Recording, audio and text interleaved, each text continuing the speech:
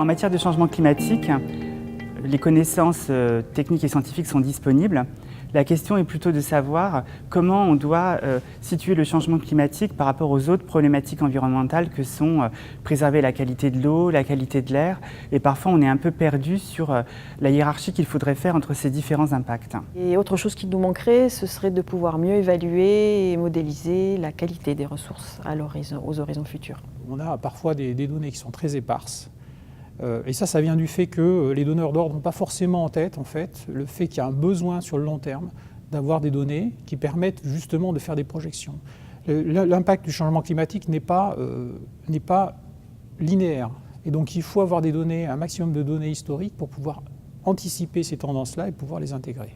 Des modèles, des données climatiques, des choses simples sur les rapports du GIEC et faciles à comprendre. Et puis aussi les outils pour faire la pédagogie, avoir des choses didactiques aussi pour embarquer le plus de monde aussi sur ce type de projet et sensibiliser. Justement, nous, ce qui nous intéresse en tant que chercheurs, c'est construire cette connaissance, c'est comment ce changement climatique va venir modifier.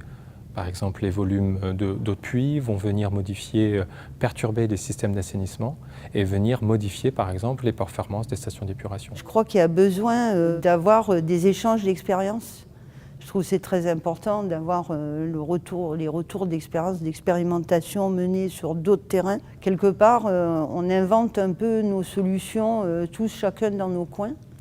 Et je pense qu'il va falloir de toute façon de plus en plus de coopération intercommunale, interdépartementale, interrégionale.